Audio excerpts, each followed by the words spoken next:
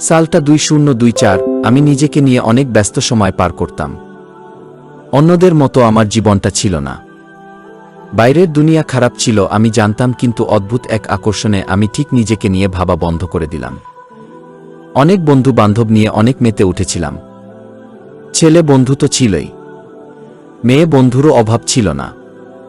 কিন্তু ছিল না খুব ঘনিষ্ঠ একটা মেয়ে, বিশেষত তাকে সবাই গার্লফ্রেন্ড বলে। নিজের অনভিজ্ঞতার কারণে আমি তা আজও বানাইতে পারিনি। একবার একটা মেয়ে বন্ধুর কাছে থেকে অন্য একটা মেয়ের নাম্বার নিয়ে তার কাছে নিজের সম্পর্কে বলার আর গার্লফ্রেন্ড বানাবার চেষ্টা করার সিদ্ধান্ত নিলাম। অনেক চিন্তা ভাবনা করে আমি মেয়েটাকে SMS করলাম। মেয়েটা আমাকে অনেক প্রশ্ন করল এবং সন্দেহের চোখে দেখল। আমি এক পর্যায়ে ভেবেই নিলাম যে এই মেয়েকে দিয়ে আমার কাজ হবে না, তাই আশা ছেড়ে দিলাম। মেয়েটাও কোনো SMS করল না, আমিও করলাম না। এইভাবে কিছুদিন পর হয়ে যায়। আর আমি হঠাৎ একদিন একটা মোটিভেশনাল ভিডিও দেখলাম যেখানে বলা ছিল, একবার না পারিলে করো শতবার। এটা দেখার পর আমি ভাবলাম যে আমার উচিত আবার চেষ্টা করা। তাই আমি মেয়েটাকে আবার SMS করলাম। আমি ভেবে পাচ্ছিলাম না যে এতদিন পর আবার কি SMS করে ওর সাথে কথা বলবো। হঠাৎ মনে পড়ল যে এখন তো রোজার মাস, সে রোজা আছে কিনা সেটা জানা যেতে পারে। তাই আমি মেয়েটাকে জিজ্ঞেস করলাম রোজা নিয়ে। এরপর ওর সাথে কিছু কথা বলতে লাগলাম। দেখতে দেখতে ওর সাথে আমার অনেক ভালো বন্ধুত্ব হলো। প্রায় সময় ওর সাথে আমি কথা বলতাম। কথা বলে বুঝলাম যেমন ভেবেছিলাম মেয়েটা সেরকম নয়। মেয়েটাকে পটানো যেতে পারে, কিন্তু কিভাবে বলবো সেটাই ভেবে পাচ্ছিলাম না। হঠাৎ মেয়েটা নিজেই আমাকে জিজ্ঞেস করল যে আমার গার্লফ্রেন্ড আছে কিনা। আমি মেয়েটাকে সব বললাম। মেয়েটা আমাকে বলল যে সে আমাকে মেয়ে পটাইতে সাহায্য করবে। আমি তখন বললাম, তুমি নিজেই কেন পটে যাচ্ছ না? মেয়েটা তখন রাজি হয়ে গেল। দেখতে দেখতে ঈদ চলে আসলো। মেয়েটাও আমার গার্লফ্রেন্ড থেকে গেল। ও আমাকে সত্যি ভালোবাসত কিনাটা দেখার জন্য আমি মাঝে মাঝে আমার মেয়ে বান্ধবীদের সাথে ঘুরতে যেতাম আর ওকে এসে বলতাম। ও অনেক রাগ করত আর পরের বার যেতে মানা করত। আমি বুঝলাম যে মেয়েটা আমাকে কিছুটা হলেও ভালোবাসে, কিন্তু আমার তো মেয়েটাকে আরও পরীক্ষা করে দেখতে হবে ও আমাকে ভালোবাসে কিনা। তাই আমি ওর সাথে দেখা করতে চাইলাম। দেখা করার কথা ওকে বললে ও রাজি হয়ে গেল দেখা করার জন্য। আমাদের প্রথম দেখা হয় একটা স্টেশনে। অনেক দূর থেকে দেখেছি দুইজন দুইজনকে। প্রথমবার হওয়ার কারণে কারো কাছে যাওয়ার সাহস হয়নি। প্রথমবার দেখা হওয়ার পর দুইজনেই অনেক খুশি ছিলাম, কিন্তু আমি একটা বিষয় খেয়াল করেছি যে মেয়েটা পর্দাশীল ছিল না। আমি বরাবরই একটা ধার্মিক মেয়ে চাই, কিন্তু মেয়েটার চলাফেরা দেখে আমার একটু মন খারাপ হয়ে যায়। আমি ওকে বলার চেষ্টা করলাম যে আমি কেমন মেয়ে চাই। মেয়েটা বলল, তুমি যেমন মেয়ে চাও আমি সেই রকমই হব। এটা শুনে আমি অনেক খুশি হলাম আর আস্তে আস্তে ওকে ইসলামের পথে আনার চেষ্টা করলাম। মেয়েটা আমার কথায় আগের থেকে অনেক পরিবর্তন এনেছিল নিজের।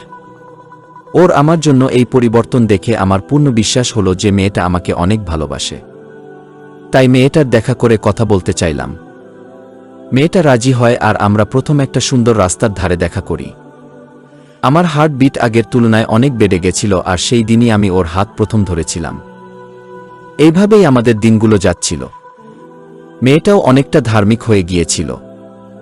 সবকিছু অনেক ভালো যাচ্ছিল, কিন্তু হঠাৎ আমার মনে হলো যে আমি তো জিনার সম্পর্কে আটকে গেছি।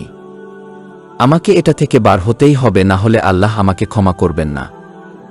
আমি ভাবনায় পড়ে গেলাম যে আমি কি মেয়েটাকে বলব যে আমি আর আমাদের এই সম্পর্কটাকে ধরে রাখতে পারব না। আমি তো মেয়েটাকে অনেক ভালোবেসে ফেলেছিলাম আর ওইও আমাকে অনেক ভালোবাসে। আমি কি করে ওকে ছেড়ে যাব?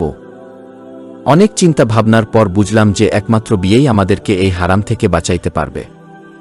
তাই আমি ওকে বিয়ের কথা বললাম এবং আর বললাম যে বিয়ে না করলে আমাদের সম্পর্কটা হারাম হয়ে যাচ্ছে। মেয়েটা আমাকে বলল, আমি বিয়ে করতে রাজি হলেও আমার বাবা মা রাজি নয়। তারা চায় যে আমি প্রতিষ্ঠিত হয় তারপর বিয়ে আর চিন্তা। আমি ওকে বললাম, আমরা লুকাই বিয়েটা করে রাখি আর পরে সবাইকে জানাই বিয়ে করলেই হবে, তাহলে আমরা হারাম থেকে বাঁচতে পারব।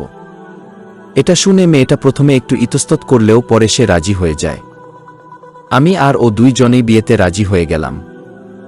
তার জন্য আমি বিয়ের সব আয়োজন একাই করছিলাম। যেহেতু আমার আর ওর পরিবার কেউই জানবে না বিয়ে সম্পর্কে, সেহেতু বিয়ের সব কাজ আমাকে করতে হয়েছে। সব রেডি করে আমি ওকে বললাম বিয়ের জন্য তোমাকে আসতে হবে।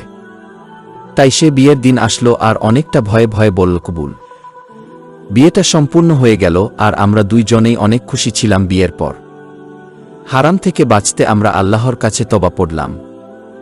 তারপর আমাদের মধ্যে একটা হালাল ফিলিং হচ্ছিল। বিয়ের কথাটা সবার কাছে গোপনই ছিল। বিয়ের পর আমার অনেক কিছু পরিবর্তন হচ্ছিল। আমার মা সেটা লক্ষ্য করে অনেক কৌশলে জানতে পারে যে আমাদের বিয়ে হয়েছে। বিয়ের কথা শুনে আমার মা অনেক খুশি হয়েছে। আমি ভেবেছিলাম যে আমাকে মা বকবে, কিন্তু তার খুশি দেখে আমার অনেক ভালো লাগলো। এইভাবে আস্তে আস্তে আমার পরিবারের সবাই জানতে পারল। প্রথমে আমার বাবা সম্মতি না জানালেও পরে আমার বাবাও ওকে দেখে অনেক খুশি হয়, কিন্তু তখন পর্যন্ত ওর পরিবারের কেউ জানল না। সিদ্ধান্ত হয়েছে যে ওর বাড়িতে যখন ওকে নিয়ে বিয়ের কথা হবে তখন সবটা জানাবে। আমার অবশ্য কোনো সমস্যা ছিল না, কিন্তু অনেক খুশি ছিলাম আমি। আমার কাছে আমার বউ না থাকলেও বর্বর একটা ফিলিংস হচ্ছিল, আর নিজের প্রতি গর্ব হচ্ছিল যে আমি কোনো জিনার সম্পর্কে নেই।